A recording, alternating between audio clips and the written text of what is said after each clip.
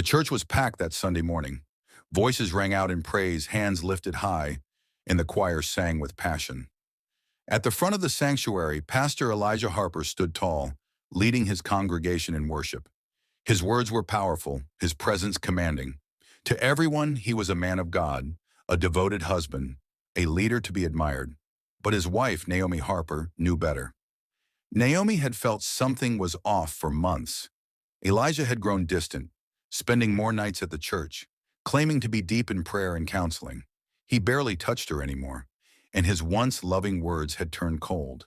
She could sense a lie lurking in the air, but she had no proof until last night. A phone call changed everything. Naomi had been out shopping when she received a message from an unknown number. It was a video. When she pressed play, her world shattered. The image on her phone screen showed her husband Elijah, in bed, naked, with another woman. But it wasn't just any woman. It was her mother. Her breath caught in her throat. She played it again, hoping she had seen wrong. Maybe it was a trick of the light. Maybe her mind was playing games. But no, it was real. The way Elijah held her mother, the way they whispered and laughed, it was undeniable. She wanted to scream. She wanted to break something, but she didn't. Instead, she hit save. She knew what she had to do. Naomi had spent the night planning. She was not going to confront them in private. No, that would be too easy. Elijah had built his reputation on lies, on standing before a congregation that believed in his holiness. If she was going to expose him, she would do it where it hurt most, right in front of his church. The service continued, the energy in the room electric. It was almost time for Elijah's sermon.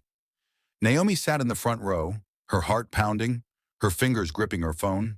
And then, just as Elijah stepped up to the pulpit, she connected her phone to the church's projector. The congregation gasped as the video began to play. The silence was deafening. Some people turned away in horror. Others screamed. Elijah stood frozen, his face pale. Naomi watched him, waiting for his reaction. But she didn't expect what came next. Her mother, sitting a few rows back, suddenly bolted for the exit. Elijah moved too, but not toward the door. He came straight for Naomi, and the last thing she saw before everything went black was his face, twisted in rage. The screams of the congregation echoed in Naomi's ears as she hit the ground. Pain exploded in her skull as she tried to push herself up. The church was in chaos. People ran in every direction, some shouting, others crying. The giant projector screen still flickered with the damning video, Elijah's betrayal playing on loop for all to see. Naomi blinked, her vision swimming. Her cheeks stung where Elijah had struck her. She hadn't expected him to react so violently. Not here, not in front of everyone. "Elijah, what have you done?" a woman's voice shrieked. Naomi turned her head just in time to see Sister Lorraine, one of the church elders, gripping Elijah's arm. He shook her off, his chest rising and falling rapidly. His face was drenched in sweat, eyes wild. "You ruined me," he spat at Naomi. "You had no right." Naomi let out a bitter laugh, despite the pain in her head. "I had no right. You slept with my mother." Gasps rippled through the crowd. People whispered, glancing between the two of them. Some of the deacons had rushed to calm the terrified worshipers, but no one could look away from the drama unfolding before them. Then a new voice cut through the noise. "Elijah, is it true?" It was Deacon Martin, an older man who had served the church for decades. His wrinkled face was filled with disappointment.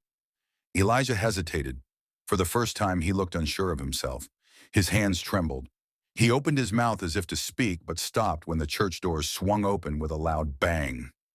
Naomi's mother, Evelyn, stood there, her face pale as a ghost. Her hair was a mess, and her lips quivered as she took in the scene. "Elijah, we have to go," she whispered urgently. Naomi's stomach twisted in disgust. "So you're running? That's what cowards do." Elijah shot her a murderous glare. "You don't know what you've done." Before Naomi could respond, Evelyn grabbed his hand and yanked him toward the exit. But the congregation wasn't having it. Several men blocked the way, demanding answers, yelling accusations. "Elijah, you're a fraud." "We believed in you." "You betrayed God." He turned, wild-eyed, looking for an escape, and that's when it happened. A gunshot rang out. Naomi froze. The sound ripped through the church like thunder. For a moment, everything stood still. Then screams erupted again as Elijah staggered back, clutching his stomach. His white pastor's robe darkened with spreading blood. He stumbled and fell to his knees, his lips moving as if trying to say something. The congregation erupted in panic. Some people dropped to the floor while others bolted for the doors. Naomi remained frozen, her eyes locked on her husband. "Elijah!" Evelyn shrieked, dropping to his side. But it was too late. His eyes rolled back, his body slumping forward onto the church floor. A puddle of blood pooled beneath him. Naomi turned her head sharply. Who had fired the shot? Her heart pounded as she scanned the faces of the panicked congregation. People were pointing, shouting, but she couldn't tell who held the gun. And then she saw it. A hand shaking, a gun dropping to the floor. It was her mother. Evelyn stood frozen, her fingers still curled as if she had just pulled the trigger. Her lips parted, but no sound came out. The church doors burst open again, this time with police officers flooding inside. "Drop your weapon. Hands where we can see them." Evelyn didn't resist. She simply lifted her hands slowly, her eyes brimming with tears. Naomi's breath came in short, painful gasps. Her husband was dead.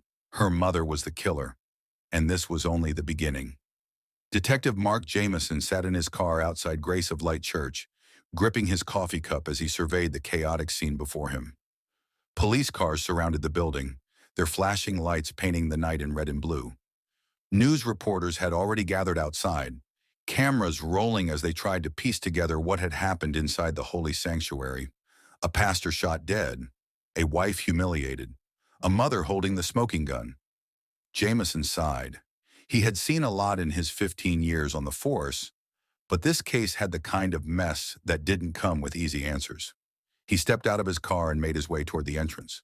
Officers were keeping the growing crowd at bay, and crime scene tape was already up. Inside, the church still smelled of perfume and candle wax, but the floor was stained with blood. The victim, Pastor Elijah Harper, lay lifeless near the altar, his once white robe soaked in red. A medical examiner knelt beside the body, jotting notes. One of the officers greeted Jameson with a nod. "Looks like an open and shut case, Detective. We got a shooter, we got witnesses, and we got the motive." Jameson rubbed his jaw. "Maybe, but I don't like easy answers." He turned his attention to Evelyn Harper, the accused shooter. She sat in the front row, hands cuffed behind her back, eyes blank as she stared at the floor. An officer stood beside her, but she wasn't resisting. Jameson crouched in front of her. "Mrs. Harper, I'm Detective Jameson. Can you tell me what happened?" Evelyn didn't respond. She just kept staring at the blood on the floor. Jameson glanced at Naomi, who stood nearby with a dazed look. Her face was bruised and her hands were trembling. Unlike her mother, she seemed to have plenty to say. "I showed the video," Naomi blurted out. Her voice was raw. "I wanted everyone to see what he was. A liar. A fraud." Jameson's brow lifted. "What video?" Naomi pulled out her phone and handed it to him. He pressed play. What he saw made his stomach turn. Elijah Harper, the beloved pastor, caught in a twisted affair with his own mother-in-law. Jameson let out a low whistle. "Well, that's a first." One of the officers shook his head. "Looks like motive to me. Woman catches her pastor husband cheating with her own mother. Mother panics, and boom, he's dead." Jameson stood up and looked at Evelyn again. She was still silent, but now tears rolled down her cheeks. "Mrs. Harper," Jameson tried again, softer this time. "Did you kill Elijah?" Evelyn finally looked up. Her lips trembled. Then she whispered, "I don't know." Jameson frowned. "You don't know?" She shook her head. "I remember the yelling, the chaos. I saw him lunge at Naomi, and then I heard the shot. But I don't remember pulling the trigger." Jameson studied her carefully. It wasn't a confession. It wasn't even a denial. Something wasn't right. He turned back to the crime scene. The bullet had gone straight into Elijah's abdomen. A close-range shot, yes, but precise. That wasn't typical of someone panicking. Jameson looked at Naomi. "Where were you when the shot was fired?" Naomi hesitated. "On the floor. He knocked me down when I played the video." He turned to Evelyn. "And you were standing?" I think so." Jameson rubbed his temples. This was too clean, too obvious. His gut told him there was more to this story. "Bag the weapon and test it for prints," he ordered, "and I want a full report on all the witnesses." The officer nodded. Jameson looked back at Evelyn, then at Naomi.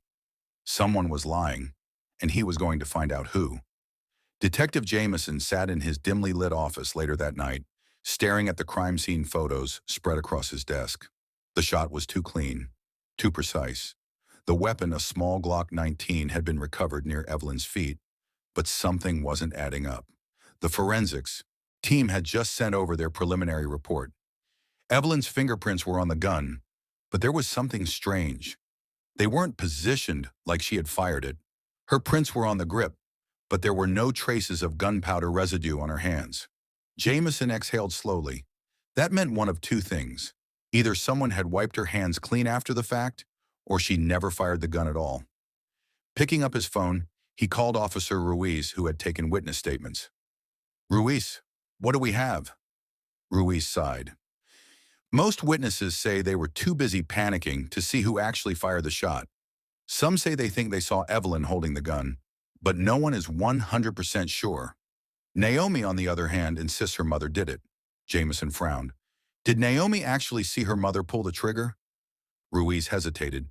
"She says she was on the floor when the shot went off." Jameson leaned back in his chair. "Then how is she so sure?" Silence. Jameson continued. "Ruiz, check security footage from the church. If they don't have cameras inside, check the street cams. Somebody saw something." "On it," Ruiz confirmed before hanging up. Jameson turned to the next report, Elijah's autopsy. The bullet had pierced his abdomen at a slight downward angle. That meant the shooter was taller than him or standing on higher ground. Jameson frowned. Evelyn was shorter than Elijah. He flipped through more evidence photos. The choir stand behind the pulpit had stairs. The shooter could have been standing there. But why would Evelyn climb the stairs to fire a shot? Something wasn't right. An hour later, Jameson entered the interrogation room where Evelyn sat, her eyes hollow. Across from her, Naomi paced, arms folded. "We have some new findings," Jameson said, pulling out a folder.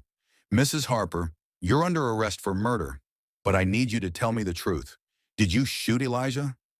Evelyn shook her head, tears streaming. I don't know. I told you. I heard the shot, and then the gun was near me. I don't remember pulling the trigger." Jameson turned to Naomi. "You said you were on the floor when the shot was fired?" "Yes." "And you never saw your mother fire the gun?" Naomi hesitated for a split second. It was brief, but Jameson caught it. "I didn't see it, but who else could have done it?" she finally said. Jameson studied her. "That's the thing. The evidence suggests that your mother didn't fire the gun." Naomi's eyes widened. "That's impossible. She was holding it. She was near it," Jameson corrected. "But there were no traces of gunpowder on her hands. The angle of the shot suggests someone taller than Elijah fired it. Evelyn doesn't fit that description." Naomi's face paled. "Then, who?" Jameson let the silence stretch.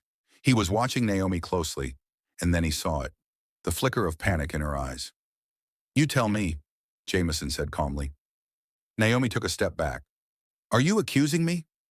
Jameson placed his hands on the table. "Not yet, but I think someone in that church wanted Elijah dead, and I think you know who."